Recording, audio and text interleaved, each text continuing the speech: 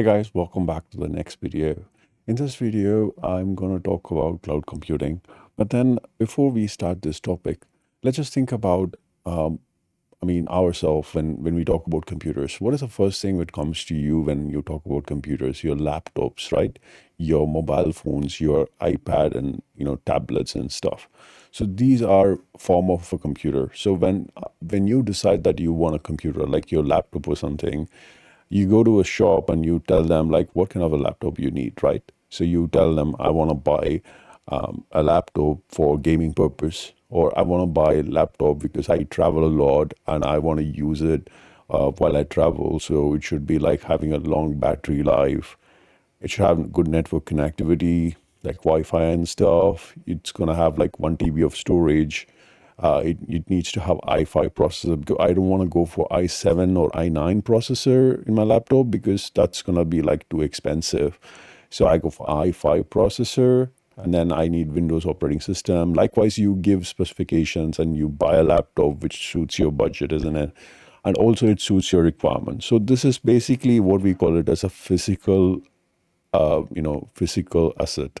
So this laptop is a physical one which is occupying a space in your room, and it occupies that space, and you cannot access it by going there physically and typing the laptop in the laptop keyboard, or if you're using external keyboard. So that's basically something called a physical asset, and that exists on your real life, isn't it? Now, when you talk about enterprise, when you talk about a company, you have employees, and these employees will use a system within it. So there are two kinds of the systems. Let's talk about it. I'm not talking about physical laptops or stuff. I'm talking about two types of interfaces. One interface is accessed by your employee, and that interface will go to a tool where the employee will access his provident fund. He will access his salary, pay slip, and stuff. He will apply for leave, HRMS, and all those other stuff like payroll management system. So that kind of a interface that employee will have the communication with the employee, right? So and there is another type of interface, the customer interface, right? So the customer is accessing your product. Now, how you want to project yourself to the customer, you will have a website, right? And that website will have information about your product, where a customer goes in and purchase that product from your website. So there are these two different types of interfaces. Now, when you have such company and you run this kind of a two different interface, one for your employee, one for your, your customers, where are you going to host these? You're going to host this as part of a system, correct? A computer. So the same thing, what the company does is like, rather than you go to a laptop dealer like Apple or HP or whatever the dealer you go to when you are a gamer, or when you want to buy a laptop, the company goes to Dell, HP, or some kind of Apple itself. So they manufacture servers. IBM, they manufacture servers, right? So they go to these manufacturers and ask them, like, I want to host this employee base, and I have thousands of employees. I want to like have like an infrastructure build, a data center build, and I want to like have servers in them, and that will actually host my employee related data. And I want to keep it secure because I don't want anyone else to access my employee data. I only want to access that. So what do? You build this on-prem database. On-prem data center. Now, in this on-prem data center, you're going to have, let's go from the bottom. You're going to have networking interfaces. You're going to have storage built to store data. Servers, which is going to have the processing, which is going to connect with the storage device. If it's external storage device, which is going to connect with your network again. It's going to have an operating system, right? It's going to have some middleware components, a database component, your customer data or your employee data. So you're going to differentiate these two different types of data. And then you're going to have this customer application or your employee application, right? So these are things which you manage as a company, because you are going to manage this data. So either your customer data or your employee data will be managed by you. But for managing that, you need a database, middleware, right? And to host this database and middleware, you need to have operating system which understands what is middleware and database, right? And the operating system needs to run on a server which has CPU, memory, hard disk drive for the initial operating system, and then components to connect to the network cable, components to connect to your storage, external storage devices, right? So it needs to have such items for it to work, isn't it? So that's where the company needs an on-prem database. Data center. Now, when you have the data center, there is a lot of overheads. Like for example, when you buy a laptop, if in that case, so what happens if you buy a laptop? You need to have a place for you to keep a laptop. So you need to buy a desk for it, isn't it? You cannot keep your laptop always on your lap. Your lap will get hot, isn't it? Because when it processes a lot of data, it's going to get really hot.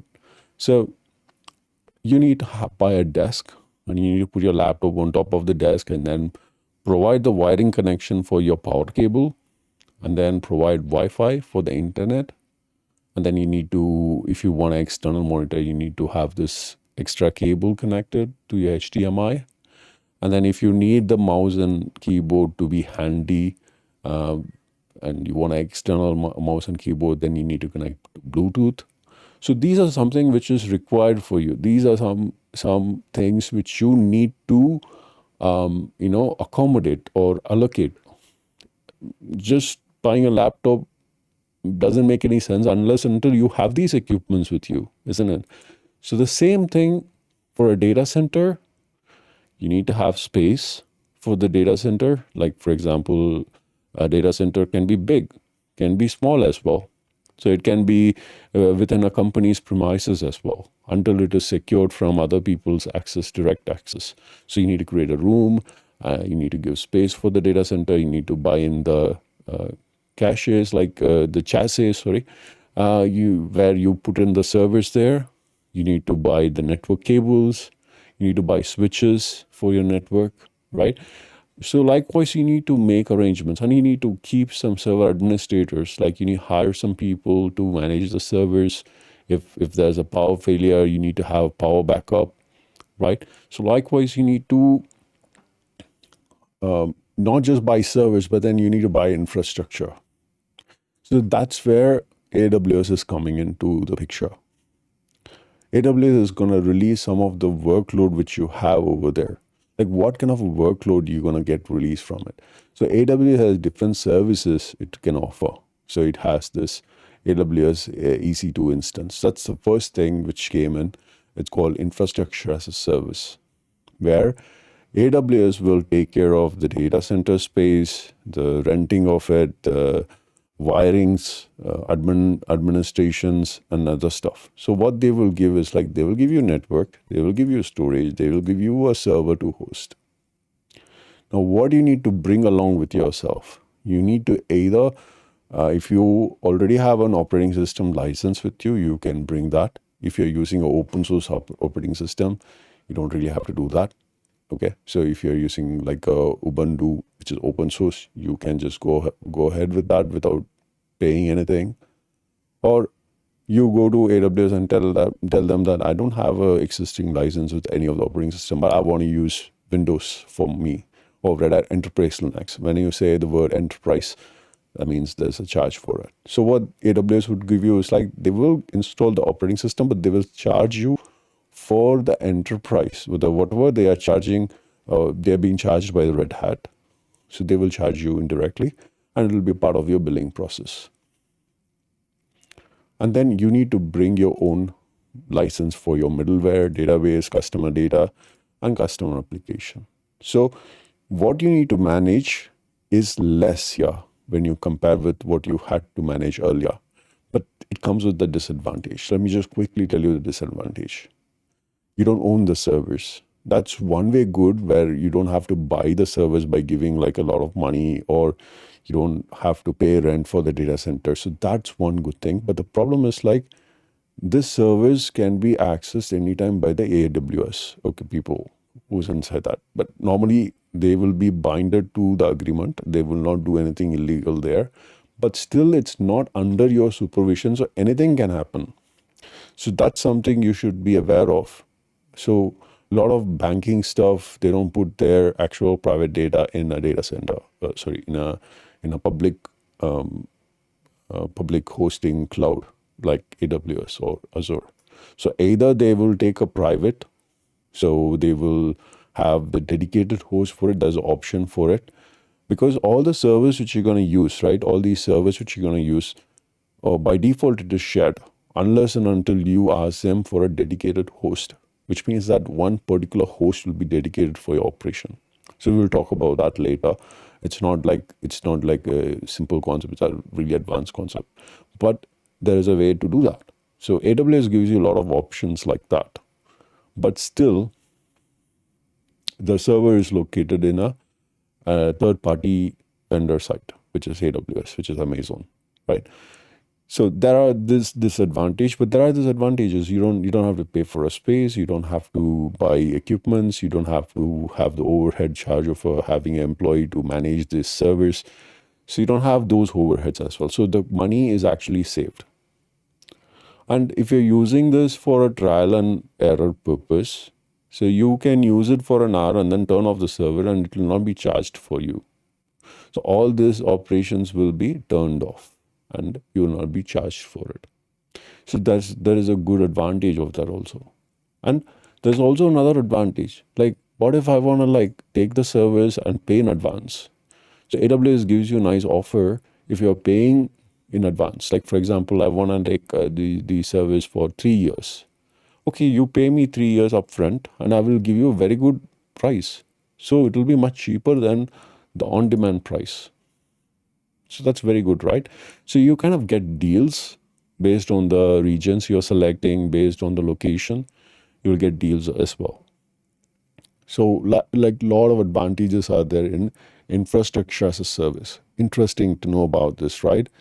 So on the next video, we'll continue this and we will talk about platform as a service, software as a service, and storage as a service.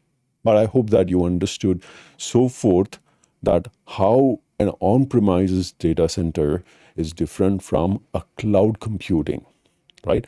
Now, why they say cloud? It's because it's in the cloud. You don't actually manage any of those.